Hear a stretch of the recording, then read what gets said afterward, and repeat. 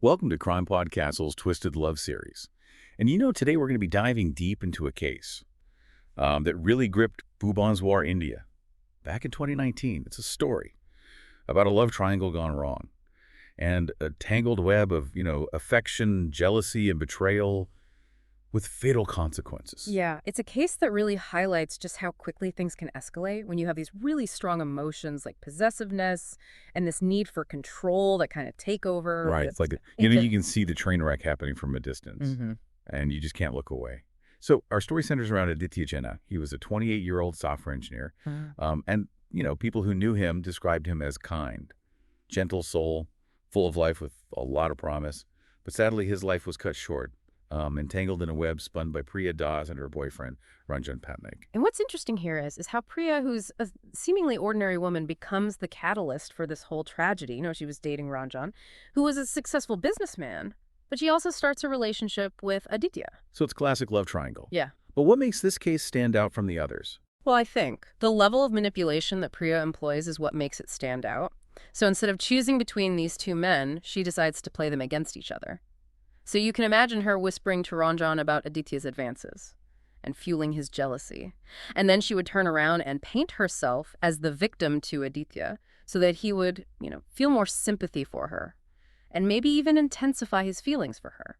Wow, that's a very dangerous game. It is a dangerous game, and her actions are really like a slow poison, gradually eroding trust and stability within the relationships. And this is where things take a turn for the worse, right? They do. So on September 15th, 2019, Priya lures Aditya to a secluded spot. On the outskirts of Bhubaneswar, she claims she wants to talk about their relationship. But it was a trap. A trap orchestrated by Priya. The evidence suggests that she was deeply involved in it, yes, so Ranjan. Consumed by this jealousy that Priya had so carefully cultivated, he ambushes Aditya with two of his associates, and witnesses nearby reported hearing screams. But by the time anyone could reach the scene, Aditya was already dead. That's heartbreaking. A young man with so much potential, and to have his life stolen in such a brutal way. So how did the police even begin to unravel this twisted plot? Well, they started by just meticulously gathering all the evidence. It was like piecing together a complex puzzle. Witness testimonies placed Ranjan's car at the scene of the crime, and forensic analysis linked one of his associates to the murder weapon. But I'm assuming the most damning evidence came from Aditya's phone. Absolutely. His phone revealed this whole series of messages from Priya, and they really exposed her manipulative tactics and the fact that she played a key role in orchestrating this tragedy. I bet it must have been chilling for those investigators to read those messages, Yeah. knowing that each one was bringing Aditya closer to his death. Yeah, I can only imagine what that must have felt like. They painted a clear picture of Priya's manipulation, showing how expertly she had manipulated both of these men, and ultimately led to this devastating outcome. So it wasn't just a crime of passion. This was a carefully planned act. That's what it seems like.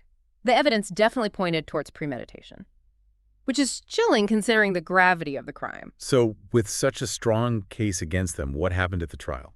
Well, the trial that followed became a media frenzy. Everyone wanted to understand how things could have spiraled so out of control. The prosecution presented a very compelling narrative, highlighting the premeditation and the sheer brutality of the attack, and they argued that both Ranjan and Priya were responsible for Aditya's death, even though Priya hadn't physically participated. So they were both held accountable. They were, in a landmark judgment. The court convicted Ranjan of murder and sentenced him to life in prison. Priya, for her part in the crime, received a 15-year sentence for conspiracy and abetment. And the judge really emphasized that their actions were a complete betrayal of trust and a chilling example of how toxic emotions can lead to unimaginable consequences. This is just part one of our deep dive into the Bhubaneswar Love Scandal Murder. We'll be back with part two, where we'll delve deeper into the psychology of the individuals involved and attempt to understand what drove them to such extremes.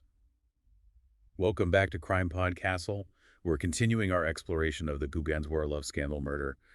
This case really forces us to confront, the dark side of human emotions. Yeah, it really is a stark reminder that love, jealousy, and that thirst for control can be a very dangerous cocktail, often leading to devastating outcomes. In the first part, we laid out the chilling details of the case, the manipulation, the betrayal, and ultimately the murder of Aditya Jena. Now, I want to try and understand the minds behind this heinous crime. What led these individuals down such a destructive path? Well, it's a question that's haunted investigators. psychologists, and perhaps even those who were involved. Let's start with Priya. She was really the architect of this entire tragedy, pulling the strings and orchestrating events from the shadows. What kind of person manipulates two men, driving one to kill the other? It's just a level of cruelty that's hard to comprehend. Well, it's easy to just label her a monster, but I think there's more to it than that. Based on, her actions, Priya exhibits traits that are consistent with what psychologists call a Machiavellian personality. Machiavellian, that sounds intense. What does that mean exactly? Right, so it refers to individuals who are cunning, manipulative, and very skilled at exploiting others to achieve their goals. They often lack empathy and have a very distorted sense of morality. So, in Priya's case, her goal was to maintain control over both Ranjan and Aditya, even if it meant resorting to deception and ultimately inciting violence. Exactly. For a Machiavellian personality, the ends always justify the means.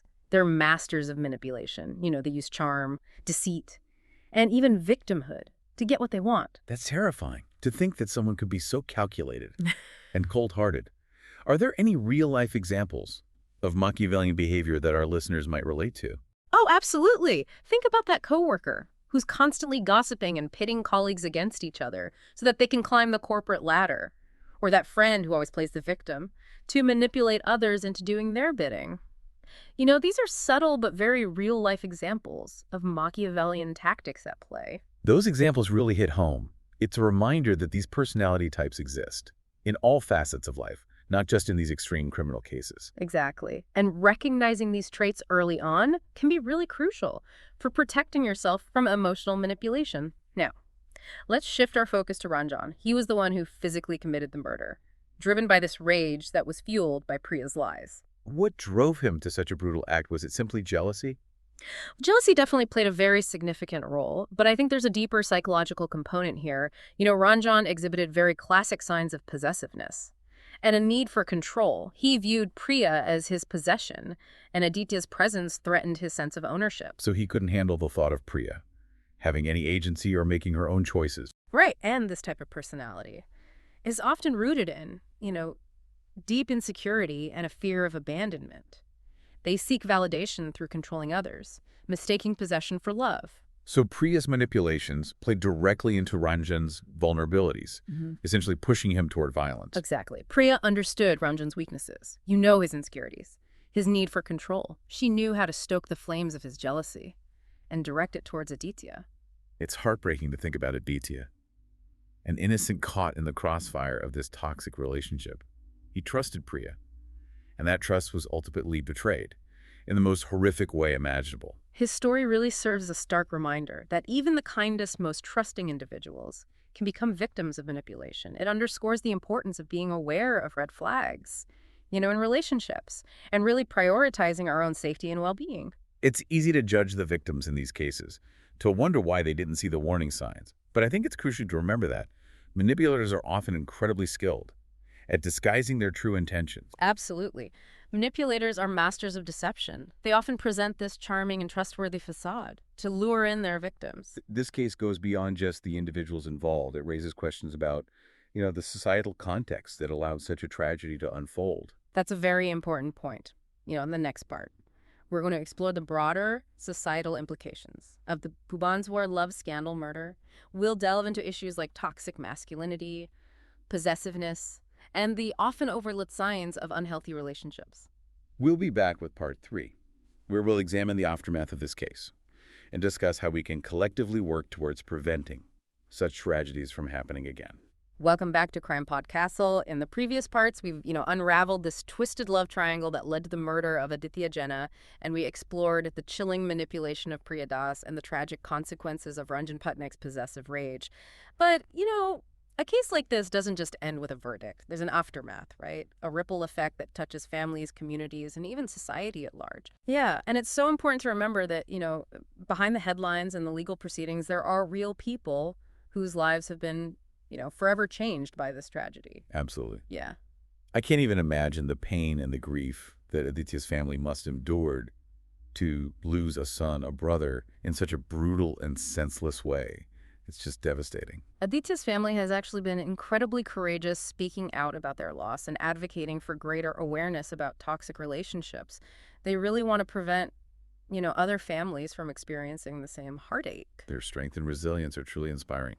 Yeah. They've channeled their grief into something positive, something that could potentially save lives. And their message is really powerful. Pay attention to those red flags, trust your instincts, and never be afraid to seek help if you feel unsafe or manipulated in a relationship. It's a message that needs to be heard, Mhm. especially by young people who might be entering into their first serious relationships. And it's not just about romantic relationships either. Toxic behavior can manifest in friendships, families, even in the workplace. So learning to recognize those signs of manipulation and emotional abuse is crucial for, protecting ourselves and those that we care about. This case also had a profound impact on the community of Bhubaneswar. A crime like this just shatters the sense of safety and security, leaving people questioning who they can trust. Yeah, it forces a community to confront these darker aspects of human nature, the potential for violence that exists even in seemingly ordinary places. It's a stark reminder that we can never truly know what goes on behind closed doors, what secrets and struggles people might be hiding. But even amidst the tragedy and the fear, there's also this glimmer of hope. This case has sparked important conversations about domestic violence, emotional abuse, and the need for greater awareness and support for victims. It's like the community has come together to say, enough is enough. We need to break the silence, challenge these harmful norms, and create a culture where seeking help is seen as a sign of strength, not weakness. Exactly. It's about fostering empathy, understanding, and a willingness to support one another. It's about creating a safety net for those who are struggling, letting them know that they are not alone. This case is a tragic reminder of the dark side of human nature, but it's also a call to action. It's a reminder that we all have a responsibility to be aware, to be kind, and to speak up against injustice and abuse. By working together, challenging those harmful attitudes and behaviors, we can create a world where love is a source of joy and strength, not pain and destruction. Aditya's story is a heartbreaking one, but it can also be a catalyst for positive change. Let's honor his memory by striving to create a world where such tragedies become a thing of the past. Thank you for joining us on this journey. And thank you for listening to CrimePod Castle. Don't forget to follow and subscribe to our channel for more deep dives into the world of true crime. And remember to check out our YouTube channel for additional content.